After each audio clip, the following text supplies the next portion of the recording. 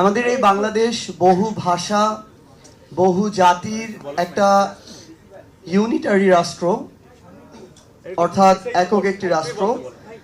আমরা এটার আসলে বাস্তবায়ন চাই এবং আমরা সকল জাতিসত্তার সাংবিধানিক স্বীকৃতিটা চাই। আমরা আদিবাসী, উপজাতি, ক্ষুদ্র নৃগোষ্ঠী এই ভেদাভেদগুলোকে একপাশে রেখে আমরা বরং সবাইকে জাতি বলে সম্বোধন করতে চাই, যেটা আমাদের জুলাই সনদে অন্তর্ভুক্ত করা হয়েছে। এটার জন্য আমাদের যে গোড়া, যেটা যে ৭২-এর সংবিধান, সেই জায়গার সংস্কারটা সবার আগে জরুরি। যেখানে ৬-এর ২-এ বলা রয়েছে যে আমরা এখনো বলা রয়েছে আমরা জাতি হিসেবে বাঙালি এবং নাগরিক হিসেবে বাংলাদেশি। তো জাতি হিসেবে আসলে আমরা সবাই তো বাঙালি না, এটাই তো সত্য। বাংলা কিউআর যেখানে নগদ পেমেন্ট সেখানে সারা দেশে ১০ লাখেরও বেশি মার্চেন্টে নগদে পেমেন্ট করুন খুব সহজে। তো সেই জায়গা থেকে জুলাই সনদে একটা সংশোধন আনা হয়েছে, যেটা হচ্ছে জাতি হিসেবে বাঙালি এবং নাগরিক হিসেবে বাংলাদেশি, এটা প্রতিস্থাপিত হয়ে এখন হবে বাংলাদেশের নাগরিকগণ বাংলাদেশি বলিয়া পরিচিত হইবেন।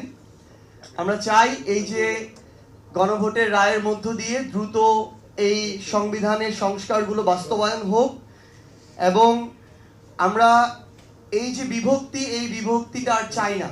বাঙালি অবাঙালির এই বিভক্তি চাই না। আমরা সবাই বাংলাদেশি জাতি হিসেবে, কেউ বাঙালি, কেউ চাকমা, কেউ মারমা, কেউ হয়তো অন্য কোনো জাতির। এবং আমরা শুধু আপনাদের উদ্দেশ্যে এইটুকু বলতে চাই যে ৭২-এর সংবিধানে এই যে একটা জাতিবাদী বর্ণবাদী যে একটা টান রয়েছে, যেটার সংস্কার জুলাই সনদের মধ্যে রয়েছে, এই ধরনের আমাদের কিছু একদম গোড়া থেকে, আমাদের সৃষ্টি লগ্ন থেকে যে সমস্যাগুলো রয়েছে সেগুলোর সমাধানটা অতি জরুরি।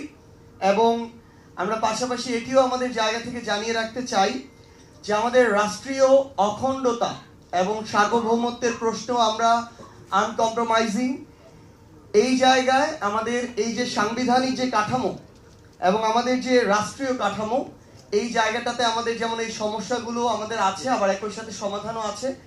আমরা আহ্বান করব সরকার বলি, বিরোধী দল বলি, রাজনৈতিক দল কিংবা যত অংশীদার আছে, আমরা সবাই একসাথে মিলে অন্তত আমাদের এই সার্বভৌমত্ব এবং অখণ্ডতার প্রশ্নে ঐক্যবদ্ধভাবে কাজ করব। এইটুকু যদি আমরা করতে পারি তাহলে এই ধরনের সমস্যাগুলো আমরা নিজেরাই সমাধান করে ফেলতে পারবো।